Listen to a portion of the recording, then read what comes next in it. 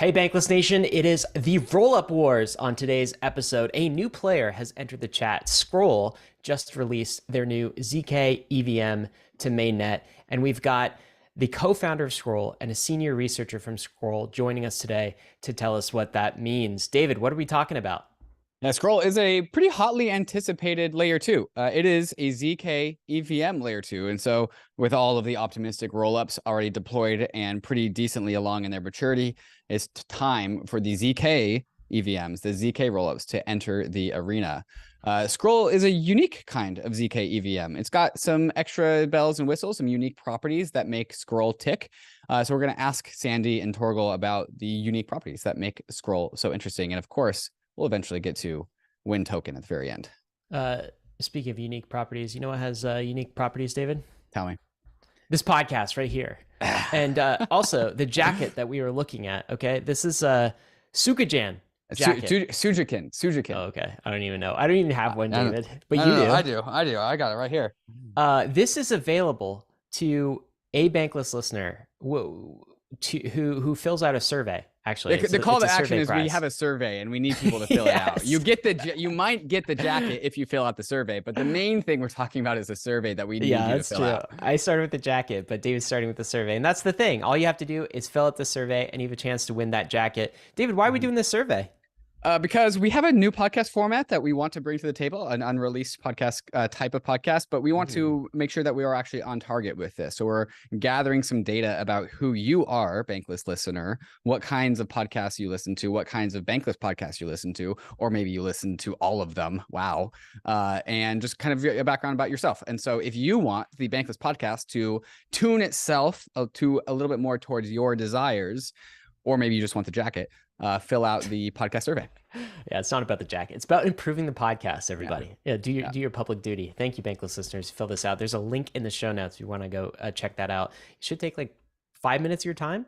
No more than that, I'm sure. David, why are we talking about Sroll today? Tee up this episode for us a little bit more. So the zk EVM rolls are kind of like wars are kind of off. And, you know, rollups in general have been climbing up the leaderboard on L2 beat. So a lot of them are trying to gain market share. What is special about Sroll, and why are we bringing them on the episode today?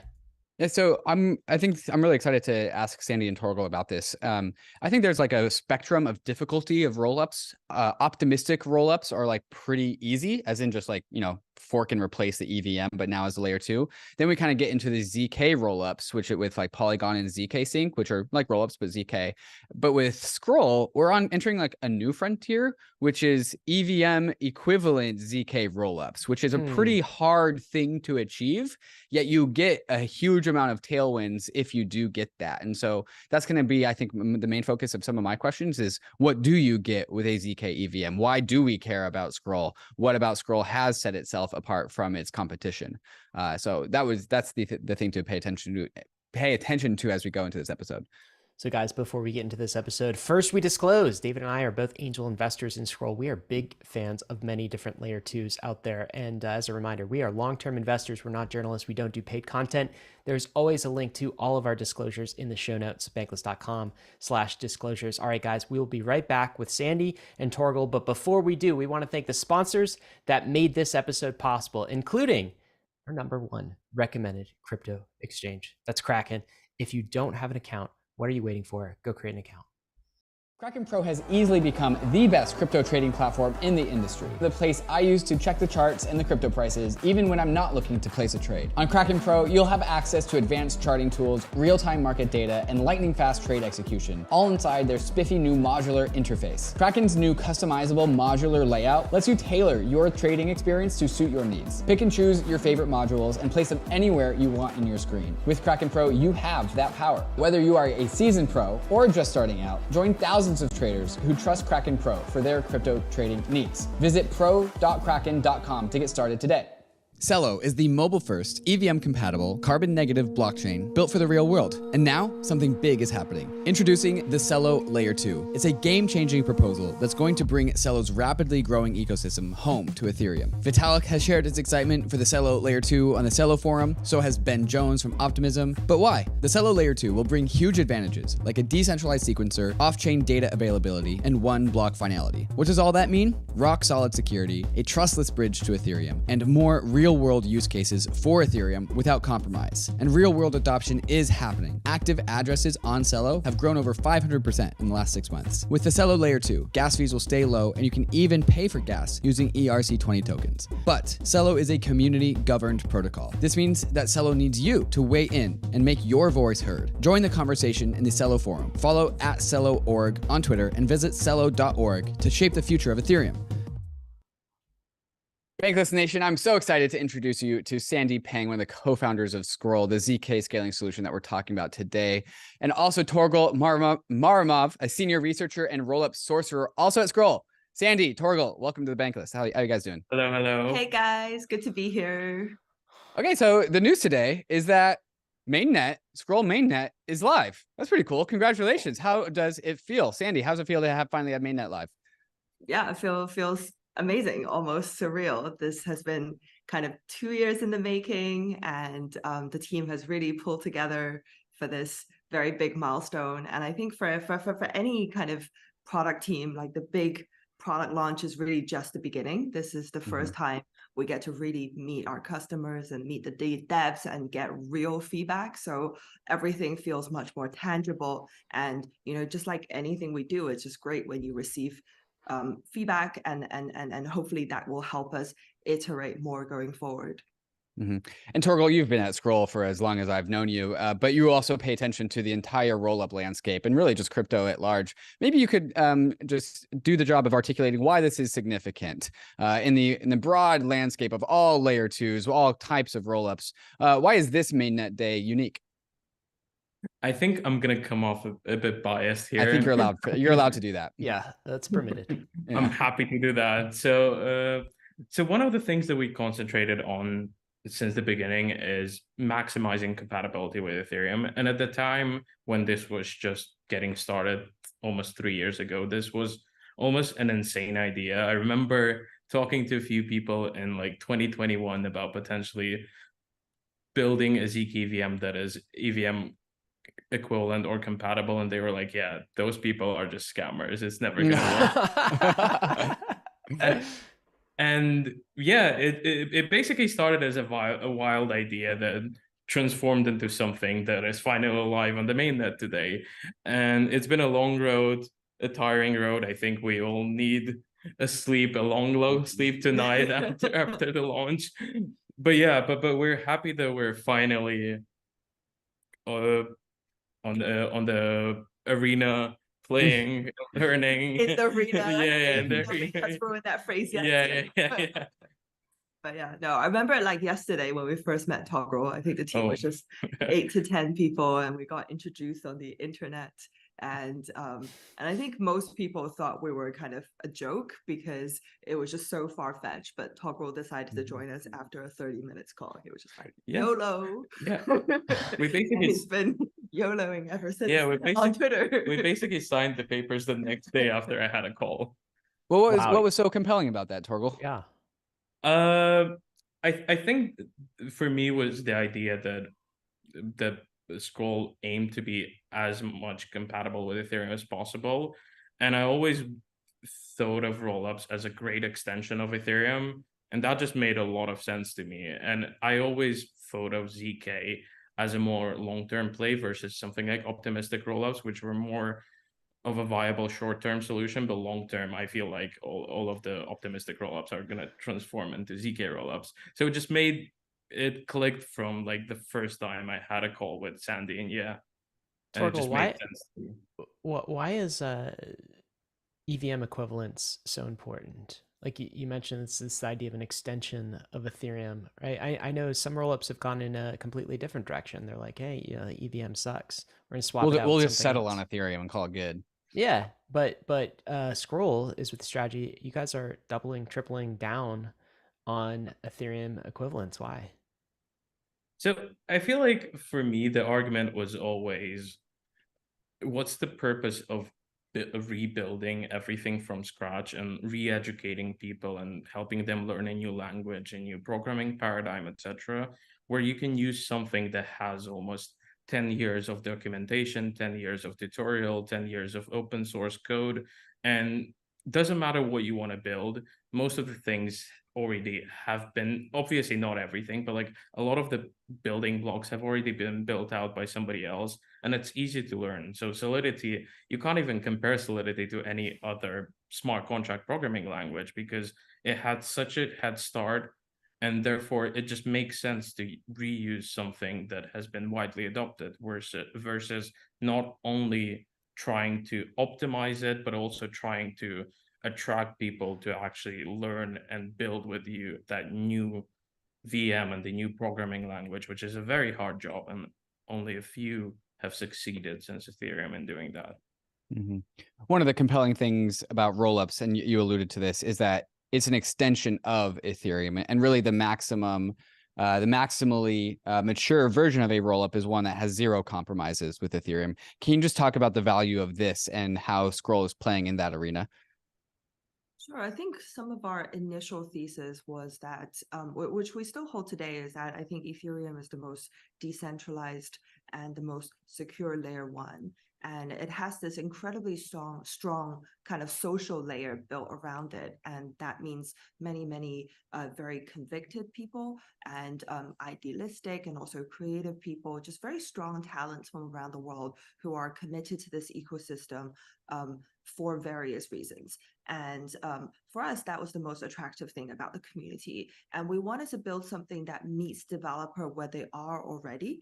We thought it was somewhat unrealistic to kind of force developers to learn something new. And we wanted them to kind of leverage whatever they've built over the last couple of years, because when protocols are battle tested, when they're used by many users, and when brands are established within this arena, these are all things that are valuable, and we want to preserve as much as possible. And I think with these major building blocks, that is also the best jump start for the next iteration or the next innovation to happen. It didn't really make sense to kind of reinvent the whole ecosystem every time there's a new L1. It's much better to kind of encourage people to be creative and to build the next generation of things through fun and play. And part of Sroll's role is making that whole setup much more accessible. And accessible means a number of things. It means being cheaper, it means being faster, it means faster finality, and it also means maintaining the highest possible security standards. And so in that effect, I think Sroll is somewhat a little bit later to the mainnet launch compared to the other zkEVMs, but we've been in testnet for 15 months. And that means a huge number, I think something like 90 million transactions accumulated, and something like, I think definitely more than 20 million unique wallet addresses on our testnets. And all of these adds up to a more, a very battle tested, and we've conducted full audit with 4 esteemed audit firms. And internally, we've always had a red team and blue team set up in order to check cross-check our work. Just the amount of precision that goes into building the zkEVM is absolutely phenomenal. I think one day we'd love to have KRAKEN and Peter from the engineering team to come and talk about exactly how much detailed and granular work it takes to kind of write zk wrappers around every single kind of EVM opcode. Mm-hmm. Yeah, you mentioned the ambitiousness of what it takes to make a zkEVM that's EVM equivalent to Ethereum. I mean, there's already been a handful of zkEVMs that have shipped mainly out of zk Sync and Polygon, but these aren't exactly what Sroll is building. Sroll is going, I think, kind of doing the hard thing of doing the EVM equivalence with the actual bytecode equivalence, which is, I think, where it collapses down to, if my technical chops are serving me well here. And you alluded to it, that's harder, and that's why Sroll's the latest of the 3, the last of the 3. But to articulate the bull case for EVM equivalence, is that, well, while the Ethereum ecosystem has developed, while Sroll has spent the hard work of becoming an EVM equivalent zkEVM, Sroll gets to ride in the tailwinds of all the innovation and development that is going on in parallel. Can you talk about the the big important things that Sroll is able to repurpose that your typical zkEVM wouldn't be able to repurpose in its ecosystem? So one of the goals that we had since the beginning was to reuse as much code that has already been built for Ethereum and battle tested as possible. Obviously, there are still a few changes that we introduce here and there to optimize things, but the goal was to, instead of building new clients, building new tooling, building everything from scratch, and then having to audit everything, having to run bug bounties for everything, we just reuse stuff that was already built for Ethereum, modify certain things, optimize certain things, but we have this surface area that is much smaller in terms of new code being introduced on the client side, for example. So in our case, we currently reuse Geth, a slightly modified version of Geth, but we can also adopt Aragon or Nethermind or any other execution client easily because we're compatible with the execution trace of Ethereum.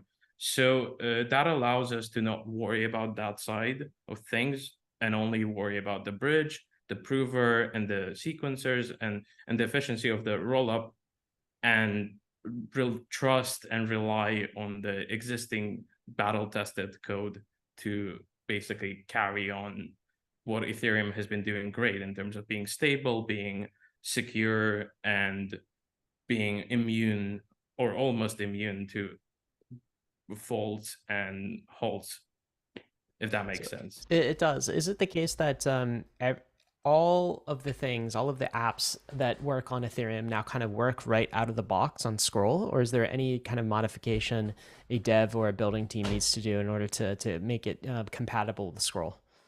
99.99999% of the apps will work out of the box. So the only thing that we currently don't support is self-destruct opcode. And the reason why we don't support it is because Ethereum is planning to deprecate it soon.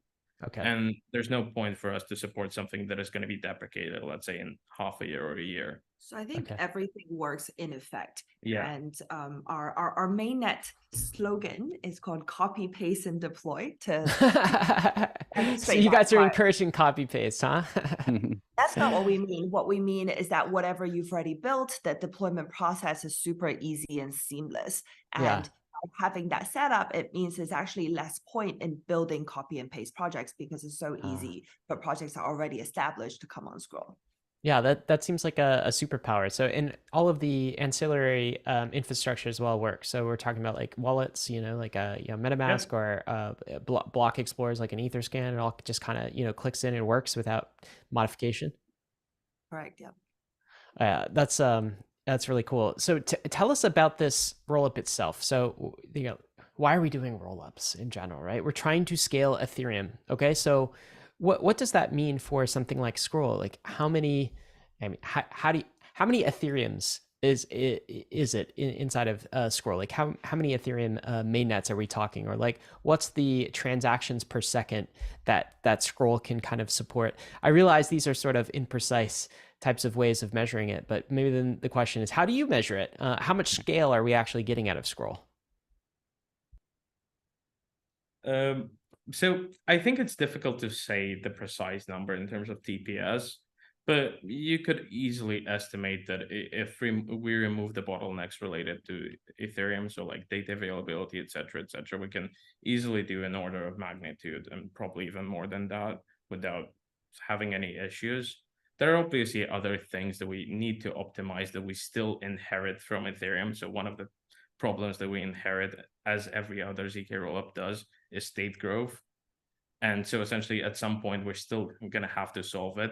But because we don't need to optimize for like Raspberry Pis, that's not such a big issue for us as it is for Ethereum.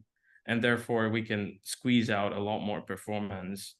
And because it's done off chain and the computation is only essentially done by one prover, it's the cost per user is significantly cheaper because it doesn't you don't have to ensure that it's replicated among thousands or even tens of thousands of full nodes.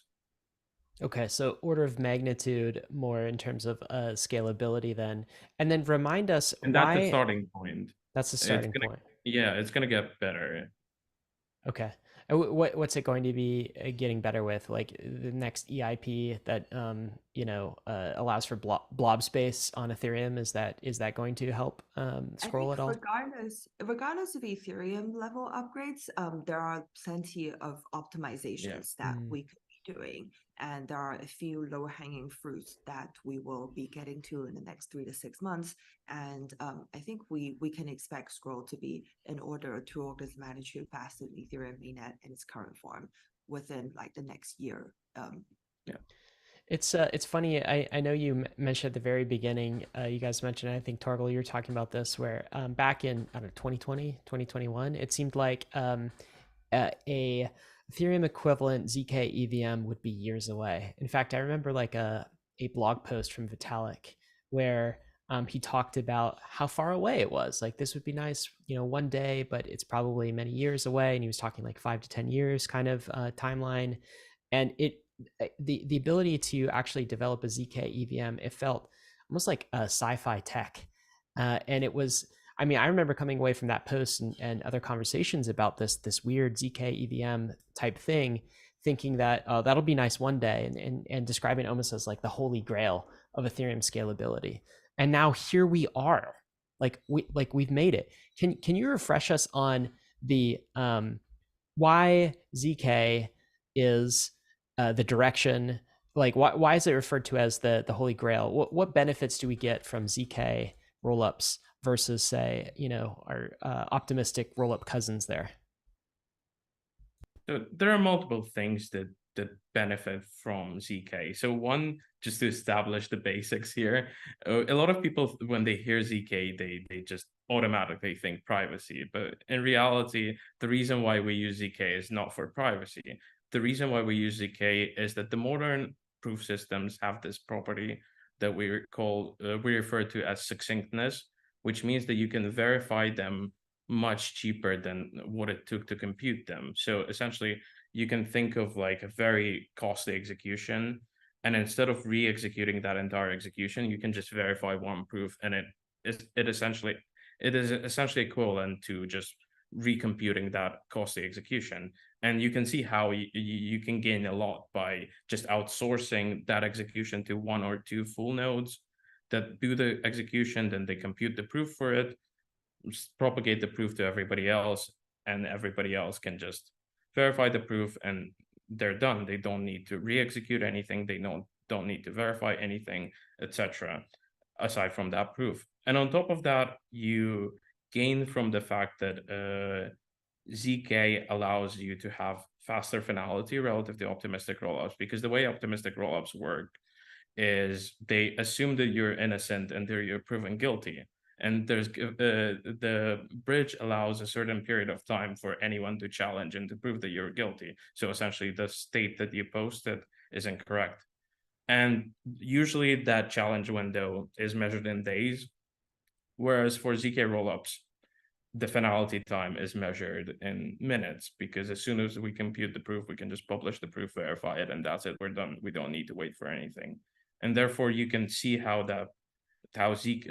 using zk we benefit from both by having the computation outsourced to a few large nodes, and also on top of that, we benefit from the fact that you can just do it quickly and you don't have to wait to transact and send messages in between layers. So how do users benefit from this? So if I'm a user on Scroll versus a user on an optimistic rollup, will I feel any difference? Will I see any benefit? Or are these kind of like under the covers, hidden benefits? I think for now, there's not going to be a lot of differences unless you try to exit to an L1. If you try to exit from an L2 to an L1, then you'll feel the difference, because with a zk, you're going to have to wait for a maximum of like 30 minutes, whereas with an optimistic rollup, you'll have to wait for a week. But the thing is, the more that the throughput the rollup can handle and the more we scale, the more those benefits translate into something tangible for users. So it might not be very noticeable now unless you withdraw back to an L1, but it'll be noticeable when we are processing thousands of transactions per second. And that finality time between the layer 2 to layer 1, well, optimistic rollups, when I transfer out of an optimistic rollup, it doesn't take me 7 days. It takes the market makers 7 days to really do that work for users. But you're talking about users as like, well, the market makers are users too. It'll take them 7 days out of an optimistic rollup and only 30 minutes out of a ZK rollup like Sroll. The way that that translates into the end user is that, well, fees just are much cheaper. Yeah. Right? And so, I mean, it's going to be the same speed out of an optimistic because rollup. You're not paying a market maker any kind of like, exactly. tax to cross the bridge. A much lower tax. Like market making is going to be much more competitive between a ZK rollup and the layer 1 versus an optimistic rollup. That's my intuition. Is that right? To some degree, yes. But what you're talking about specifically is value withdrawal. So when we're drawing tokens, but also assume that like there's going to be a lot of cross-chain messaging, like let's say message from an L2 to an L1 app, then you can't really go through a liquidity bridge. You are dependent on the bridge. So for example, an example that I always bring up, the Tally is potentially researching, is doing the voting for a DAO on an L2 and then just sending the result back as a message to an L1 saying, oh yeah, this was the vote and this was the result that was accepted, and here are the changes that you have to make to the contract or whatever. So in an optimistic rollup, you're stuck. You'll have to wait for a week. Whereas with a ZK rollup, you just wait for whatever, like 10, 20, 30 minutes and you're done. I think the way that I would just express this is that all rollups are asynchronous with each other by default, but some rollups can sync quicker to global state than others, and that is going to be because of that messaging bridge. I want to ask about just mainnet launched and what's on the chain, like what's there to do. Is this kind of like a mainnet for developers, and now developers need to come in and build the attractions, build the apps?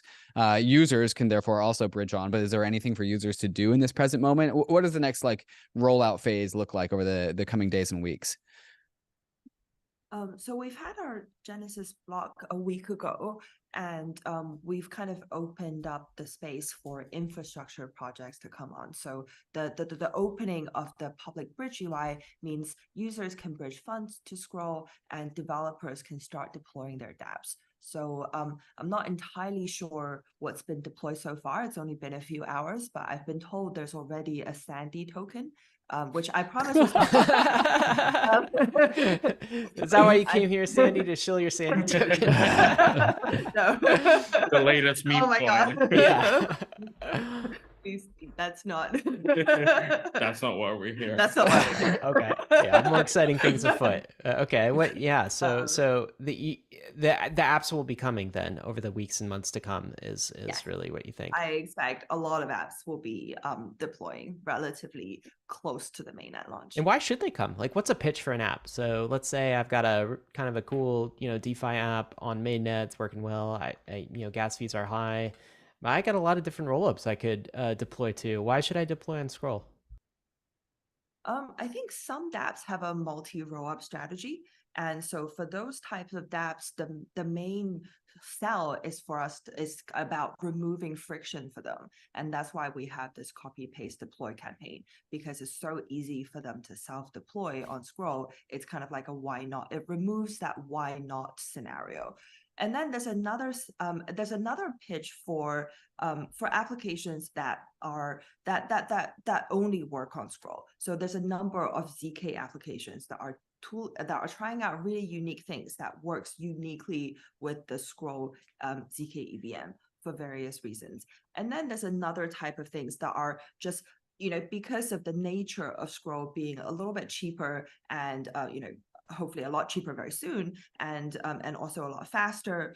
It opens up the design space for something that is a little bit further away from the core financial applications and a little bit more in the arena of fun and maybe frivolous and maybe just kind of like hopefully useful type of stuff. But this is kind of like, I think a slightly old analogy that I really like is that whenever the internet or broadband increases throughput by an order of magnitude, it opens up a whole arena. And with each order of magnitude of increase in internet speed, that's when Facebook happened, and that's when Instagram happened, and that's when TikTok happened, and so on and so forth. So we're at this moment where a new generation of applications are ready. The infrastructure support there is ready, but what's going to be appearing is, who knows? And as to why they would build on Sroll, we're hoping we're hoping to build an environment that is helpful for developers, where we're trying to be accessible, and we're trying to build a vibe that is like cool and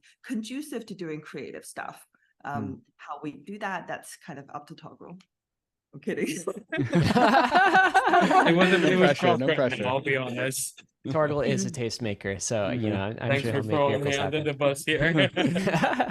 I do enjoy the timing of all of these zkEVMs coming online to be right before EIP 4844. I know we got a number of months before that comes, but not just one order of magnitude with the zk element, but a second order of magnitude with a 4844 element. Guys, there's a few more questions that I want to get to. Of course, just there's in the other rollup landscape, there's the conversation of the chain development kit. I want to ask what Sroll is strategy around here, but also just future roadmap. What is next? I mean, we talked about all of the extra juice that's left to squeeze out of innovations, but I just want to talk about the Sroll roadmap and if there's a token on that roadmap. I'm going to ask you all of these questions, but first, a moment to talk about some of these fantastic sponsors that make this show possible. MetaMask Portfolio is your one-stop shop to navigate the world of DeFi. And now, bridging seamlessly across networks doesn't have to be so daunting anymore. With competitive rates and convenient routes, MetaMask Portfolio's bridge feature lets you easily move your tokens from chain to chain using popular Layer 1 and Layer 2 networks. And all you have to do is select the network you want to bridge from and where you want your tokens to go. From there, MetaMask vets and curates the different bridging platforms to find the most decentralized, accessible, and reliable bridges for you. To tap into the hottest opportunities in crypto, you need to be able to plug into a variety of networks, and nobody makes that easier than MetaMask Portfolio. Instead of searching endlessly through the world of bridge options, click the bridge button on your MetaMask extension or head over to metamask.io/portfolio to get started. ARBITRUM is accelerating the Web3 landscape with a suite of secure Ethereum scaling solutions. Hundreds of projects have already deployed on ARBITRUM 1 with flourishing DeFi and NFT ecosystems. ARBITRUM Nova is quickly becoming a Web3 gaming hub, and social dApps like Reddit are also calling ARBITRUM home. And now, ARBITRUM Orbit allows you to use ARBITRUM's secure scaling technology to build your own Layer 3, giving you access to interoperable, customizable permissions with dedicated throughput. Whether you are a developer, enterprise, or user, ARBITRUM Orbit lets you take your project to new heights. All of these technologies leverage the security and decentralization of Ethereum and provide a builder experience that's intuitive, familiar, and fully EVM compatible. Faster transaction speeds and significantly lower gas fees. So visit arbitrum.io, where you can join the community, dive into the developer docs, bridge your assets, and start building your first app with Arbitrum. Experience Web3 development the way it was always meant to be: secure, fast, cheap, and friction-free. We are back talking to Sandy and Toghrul, and we're talking about Sroll. Just went mainnet this week, so very exciting time to go mainnet. zkEVM, here we are. So I have a question for you. As I was during the break, I was scanning through our friends over at Layer 2 Beat, and look at all of these different Layer 2s. Wow. First of all, bullish, like, oh my God, bullish. Now we have dozens of Layer 2s. I feel like soon we'll have hundreds of Layer 2s.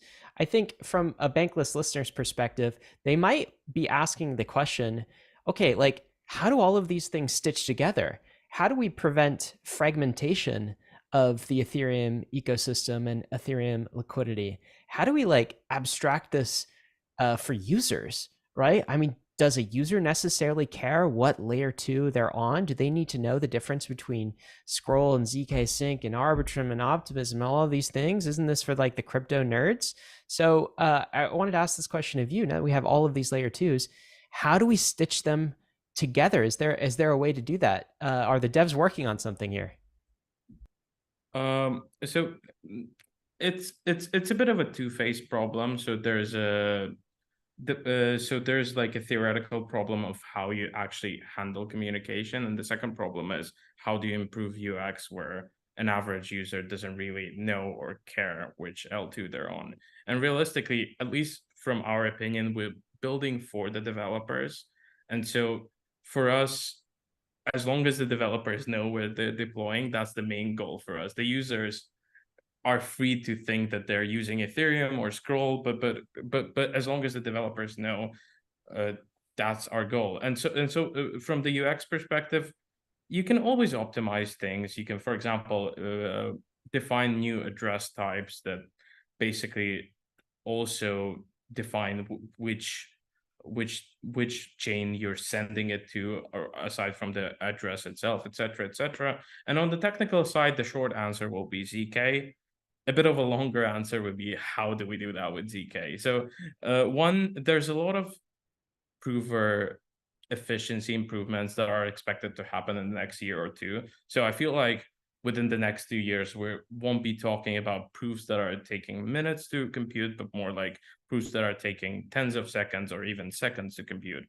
And now we're getting to almost real-time composability, where you can basically compose within a block.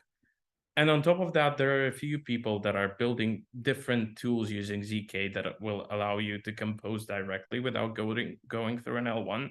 So for example, one of the ideas using storage proofs, which means that you can use zk to prove that a certain state has been stored in a certain way and directly bridge to another L2 without waiting for the message to be passed through an L1.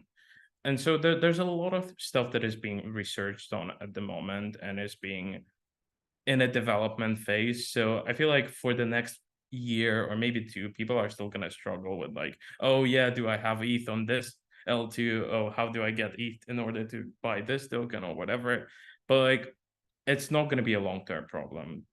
It's not going to be a long-term problem. That's what I wanted to hear. So it's like, is it if I'm on Sroll, how do I get my assets on some other like zk layer 2? Is there going to be a way to have that bridge be very kind of seamless, or am I going to have to like exit back to mainnet and then like go back to another layer 2? Like, and is it the same if Sroll is connecting to another zkEVM versus like an optimistic rollup?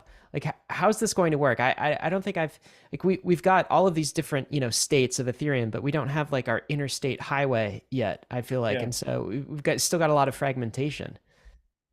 Yeah, there's still no standardization of how the bridges work, etc. I feel like it's going to happen at some point. The conversations are already starting about standardizing certain things. Not bridges for now, because I think it'll be quite difficult to standardize such a complex construction, but more simple things. So for example, there are a few L2 teams that are discussing the possibility of introducing a new L2 specific transaction type that will allow us to basically easily deal with the fact that we both have to pay, the user both has to pay for the L2 cost and the L1 cost, which Ethereum doesn't really care about. So the current solutions are very hacky, but they're not very UX friendly.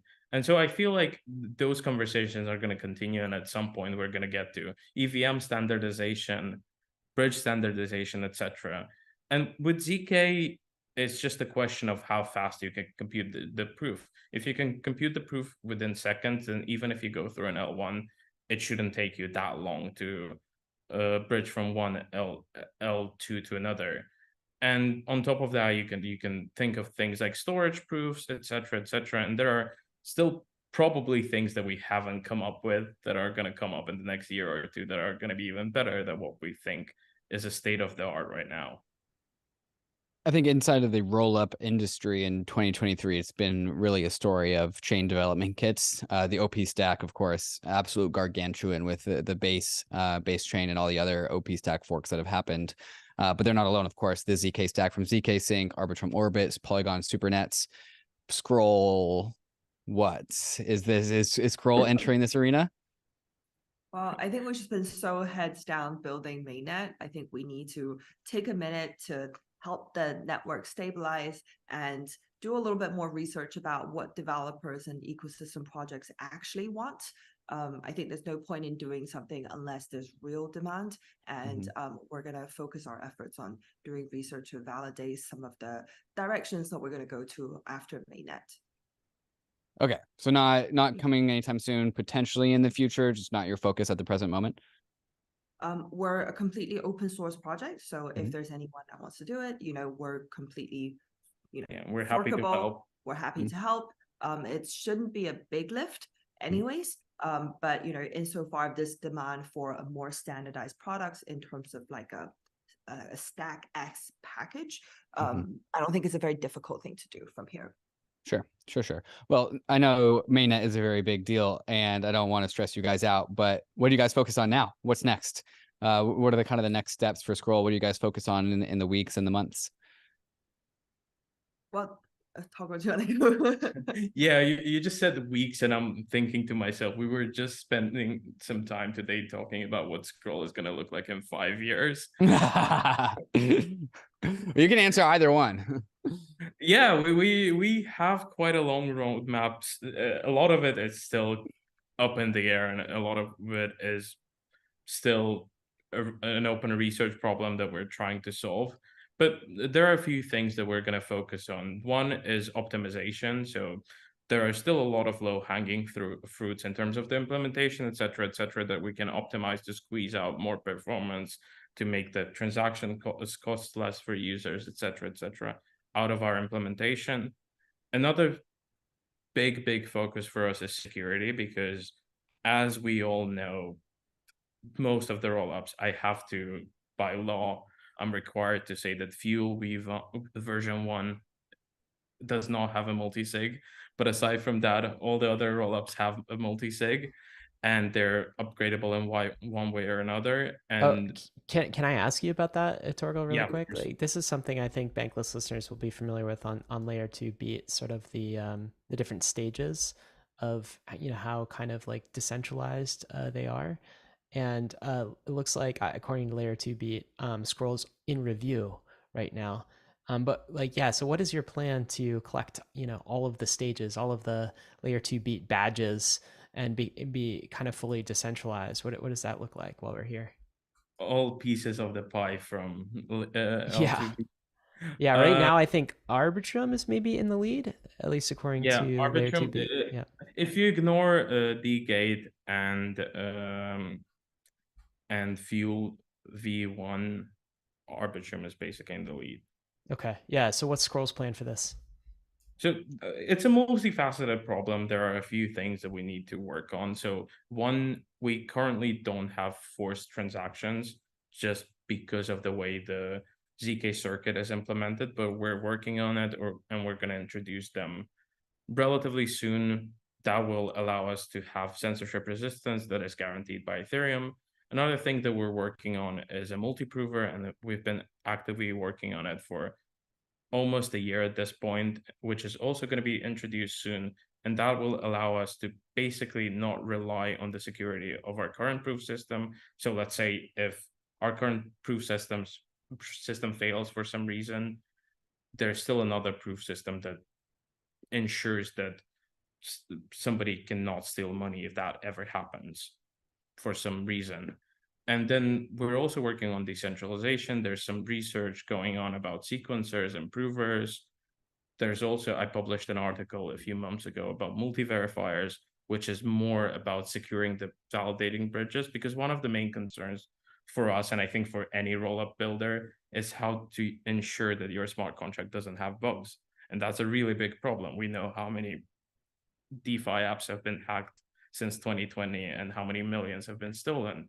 And so what multi-verifier allows us to do is to have 2 identical implementations of the bridge in 2 different languages, let's say in Solidity and Viper.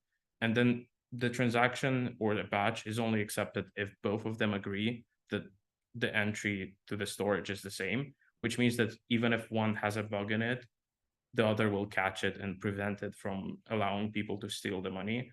And then with combining that and the multi-prover, we're limiting the attack surface to like a specification bug. So let's say if we define the protocol in a way that allows people to steal money, but that can be also minimized via formal verification. And that gets us to the point where we can essentially remove upgradability and be fairly sure that there's not going to be any urgent bug that we need to fix without having delayed upgradability that will allow users to exit if, let's say, there's a malicious upgrade initiated by us or by the Security Council, or however we decide for the upgradability to work. This is a side question, Toghrul, but I'm just curious, like if we were to zoom out here, I know from what Sandy was saying earlier, you kind of like took the job a day later after your first conversation, which means you were making a bet not only on your career and kind of this team, but on the technical direction of Sroll. And that was very much an Ethereum aligned modular type of direction. And one thing I appreciate about you, Toghrul, on Twitter is, you're not afraid to push back on other people's, theses and opinions and that sort of thing. And I think right now, crypto is trying to figure out what the next era really looks like. And there's kind of a question of, does the monolithic vision succeed? Something like Solana, they're pursuing a specific direction. I think they call it kind of integrated, where we're not doing this layer 2 thing. We're just put it all on Solana. We've got Cosmos down here with this kind of like network of chains, independent side chains, city states as they call it. And then we've got Ethereum over here, which is like this modular vision of the world where we're sectioning out, but we're like kind of settling back on Ethereum. What do you think those other two communities kind of get wrong? What do you disagree with them on the most? And why have you decided to kind of invest your career and your time and your mental space and everything in this specific direction? I actually don't think we disagree that much. I think Anatoly, we had a debate like almost a year ago at this point, and he mentioned that we agree on most of the things. The only thing that we really disagree on are implementational details.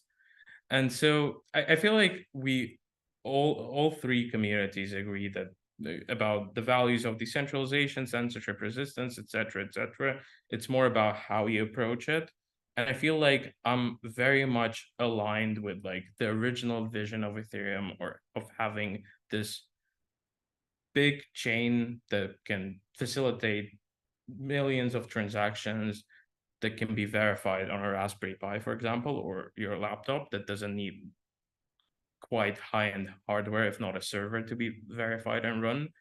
And with L2s, that basically translates into reality. That allows us to translate into reality, because we outsource the execution to L2s. They do all the execution, they publish the proofs on chain, and we can still verify all of those L2s via this small machine like a Raspberry Pi, or let's say your old laptop at home or whatever.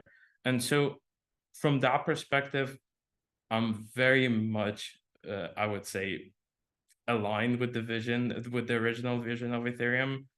But there are certain things that I obviously disagree with, but then we all kind of have our personal opinions about certain implementational details here and there. Like what? Like what are the main implementation details that are different here? I feel like one of the things that I feel that a lot of people in the Ethereum community kind of underestimate the importance of.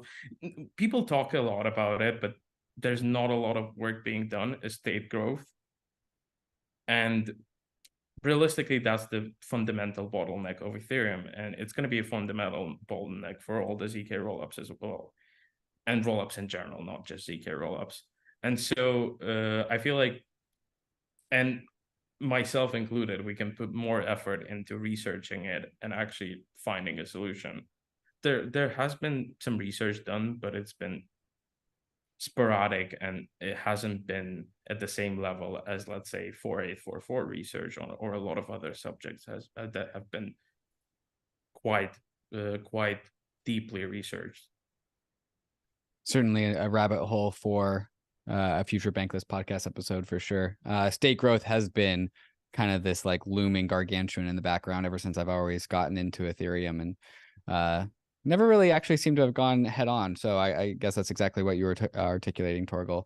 But that's some like deep 120 IQ technical level stuff. I kind of want to zoom back out and ask the stupid question. Wen Token. We just launched the mainnet.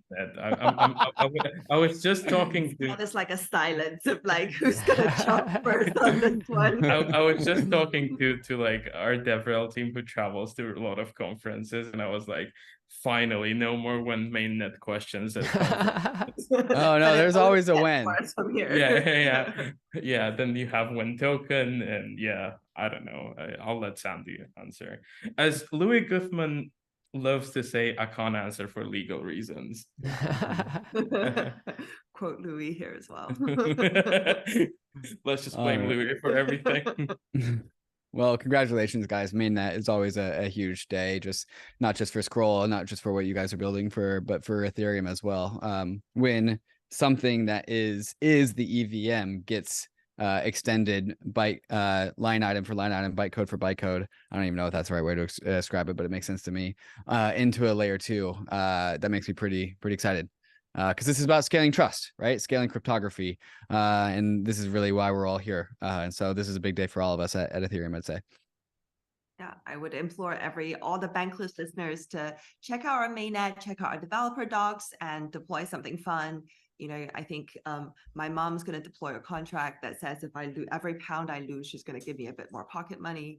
Wow. Thanks, Mom. Write a contract that deducts pay from Toghrul's check every month, every time she fires. Which is going to leave me with no money forever, basically. So implore everyone to experiment and build lots of fun things. Well, the mom-driven smart contract market is probably an untapped niche for crypto. So I'm excited telling to my see mom Sroll. about this one. Yeah, we're all about bringing new builders and new use cases. Okay, so where do people go if they want to check Sroll out? Where's the place for them to go as we end this podcast? Is there a website? So the place to go is our website, Sroll.io. That's SCROLL.io. There we go. Into the frontier, a new layer 2. This one, a zkEVM that is equivalent to the EVM on Mainnet. It's an absolutely massive super milestone. Aligned, the most aligned zk rollup that we've gotten for all the aligners out there. Yeah, very aligned. That's been a theme this week for sure. Guys, thank you so much for joining Bankless and telling us all about it. It's been absolutely fantastic. Thank you so much for having us. Bankless Nation, you guys have your to-dos. Go check out Sroll. You heard the website. Go explore the frontier as we are every single day of the week at Bankless. Risks and disclaimers, of course. Gotta let you know, crypto is risky. You could lose what you put in. That includes layer 2s. There are hidden risks there. But we are headed west. This is the frontier. It's not for everyone, but we're glad you're with us on the Bankless journey. Thanks a lot.